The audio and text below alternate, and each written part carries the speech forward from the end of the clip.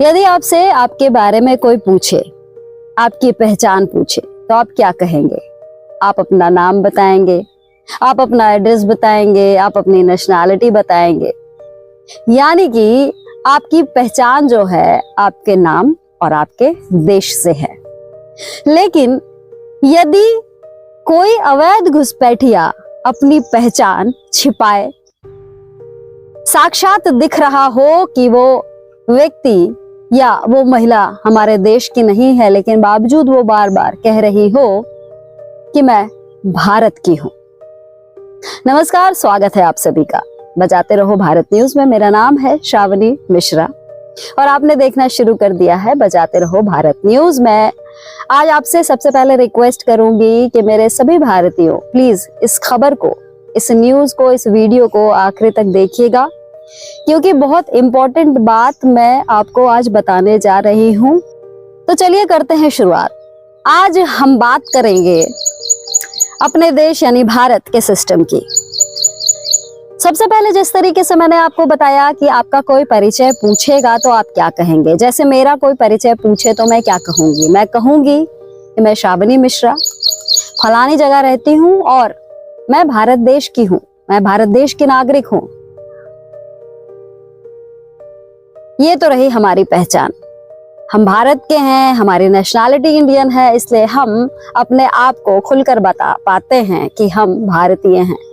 लेकिन अगर कोई पाकिस्तानी हमारे देश में अवैध घुसकर रहने लगे और कुछ समय के बाद वो कहने लगे कि मैं तो भारतीय हो गई हूँ, जी हाँ, मैं यहाँ बात इसी की कर रही हूँ। ये महिला इतनी चालाकी से हमारे देश में आती है।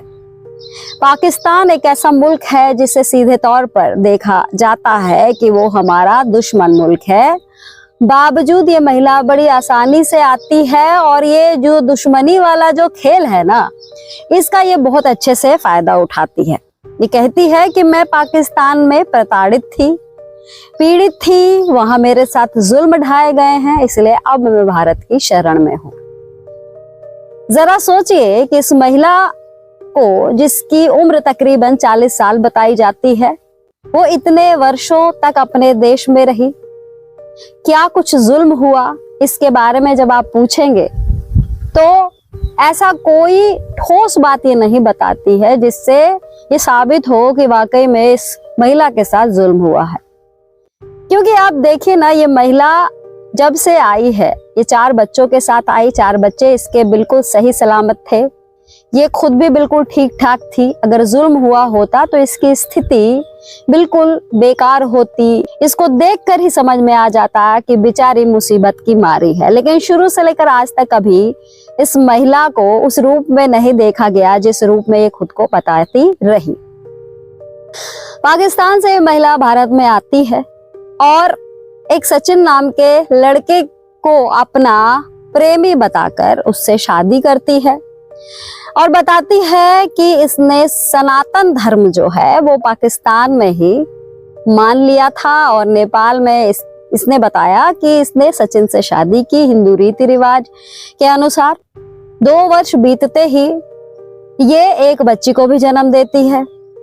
कुल मिलाकर जो आधार इसने अपनी तरफ से रखा, उसने यही कहा कि क्योंकि मैंने पाकिस्तान में ही सनातन धर्म अपना लिया था, जब मैं नेपाल आई तो हिंदू रीति रिवाज के हिसाब से शादी की। 1 साल बीत जाने के बाद भी इंडियन ट्रेडिशन के हिसाब से, हिंदू रीति रिवाज के हिसाब से इसने सचिन मीना से शादी की, जो 2 साल के बाद अब ये कह रही है, ये दावा कर रही है कि एक बेटी की माँ भी बन चुकी है।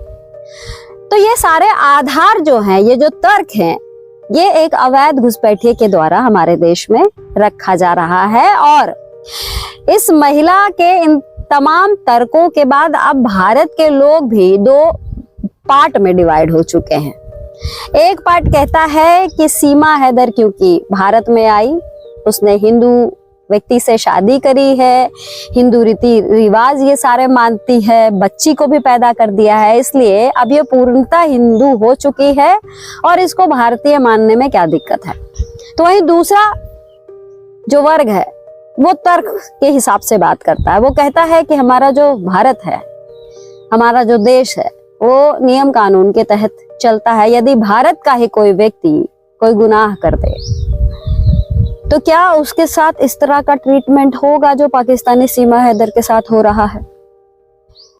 या ज्यादा दूर नहीं जाते हैं, हम ये पूछते हैं कि जो लोग इसको अपोज कर रहे हैं, जो बार बार नियम कानून की बात कर रहे हैं, वो ये भी पूछ रहे हैं कि यदि यही काम सीमा हैदर अगर जापान में की होती, चाइना में की होती, तो क्या इस तरह का ट्रीटमेंट उसे मिला होता? क्या वो खुलेआम घूम रही होती, खुलेआम वीडियोस बना रही होती? क्या वो एक सेलिब्रिटी की तरीके से वहां पे ट्रीट की गई होती? आप कहेंगे नहीं।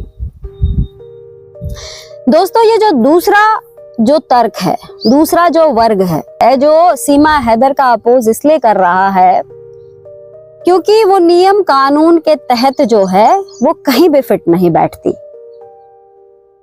कहीं ना कहीं वो तर्क सही है। और ये सारी जो फैसिलिटी है वो सीमा हैदर इसलिए हमारे देश में ले पा रही है क्योंकि हमारे देश का सिस्टम जो है वो लचर है। हमारे देश की जो कानून व्यवस्था है वो लचर है। बार बार डिमांड की जाती है कि कानून को और ज्यादा मजबूत किया जाए। हम वही पुराने कानून को आज तक लेकर चल रहे हैं। जब चाइना, जापान जैसे देशों में इस तरह की अगर कोई हरकत करता है तो उसके खिलाफ सख्त सख्त कार्रवाई होती है। इसीलिए किसी की हिम्मत नहीं है कि कोई इस तरीके से अवैध तौर पे घुस सके। और घुसना तो बहुत दूर की बात है दोस्तों, सोचना भी उनके लिए गुनाह होता है। क्योंकि यदि चाइना, जापान ऐसे देशों में इस तरह की चीजें अगर होती हैं तो तुरंत एक्शन लिया जाता है। लेकिन भारत का जो सिस्टम है वो सिस्टम कुछ इस तरीके से बना है या चल रहा है जिसकी वजह से एक अवैध घुसपैठ भी हमारे भारत में आके सेलिब्रिटी के तरीके से रहता है।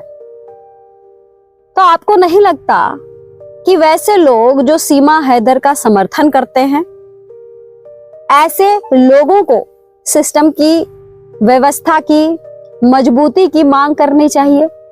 या वैसे लोग जो कायदे कानून की बात करते हैं उनकी बातों को तरजीह देनी चाहिए? तो किसी भी अवैध घुसपैठ, यहां भले ही सीमा हैदर का हम एक उदाहरण दे रहे हों, लेकिन आपको क्या पता है कि जब भारत सरकार ने यह आदेश पारित किया कि जितने भी पाकिस्तानी हैं वो 48 घंटे में भारत छोड़कर पाकिस्तान चले जाएं, उस वक्त सीमा हैदर जैसे न जाने कितने केसेस बाहर आए। इससे ये साफ है कि सिस्टम की कमजोरी की वजह से, कानून व्यवस्था का सही से पालन न होने की वजह से आज न जाने कितनी सीमा हैदर हमारे देश में घुसी हैं, मौज काट रही हैं और सिस्टम को बराबर अंगूठा दिखा रही हैं। तो मैं तो आपसे यही कहूंगी कि इस महिला का विरोध तो जारी है ही, लेकिन उससे कहीं ज्यादा जरूरी है कि सिस्टम से लड़ने की जरूरत है, सिस्टम को व्यवस्थित करने की जरूरत है, सिस्टम को, कानून व्यवस्था को सुचारू रूप से चलाने की मांग होनी चाहिए। मांग होनी चाहिए कि इस तरह के अवैध घुसपैठ जो बराबर स्लीपर सेल का काम करते हैं, जो हमारे देश के लिए बिल्कुल खतरनाक है, ऐसे लोगों से अगर निजात चाहिए तो इसका और कोई तरीका नहीं है, सिस्टम को मजबूत करने की जरूरत है। दोस्तों, मैं आपसे यही कहूंगी कि सरकार से बराबर ये मांग उठनी चाहिए कि सिस्टम को ठीक किया जाए। सीमा हैदर जैसी न जाने कितनी और सीमा हैदर पैदा हो जाएंगी। जब तक ये सिस्टम सही नहीं होता तब तक इस तरह के प्रॉब्लम्स को हमें झेलना पड़ेगा। ये मामला सिर्फ एक सीमा हैदर से नहीं जुड़ा है, न जाने कितनी सीमा हैदर अभी हमारे देश में मौजूद हैं। और जिस तरीके से सीमा हैदर के खिलाफ कोई कार्रवाई नहीं हुई, उस पर नकेल नहीं कसा गया, तो न जाने और कितनी सीमा हैदर पाकिस्तान से तैयार हो रही होंगी भारत आने के लिए।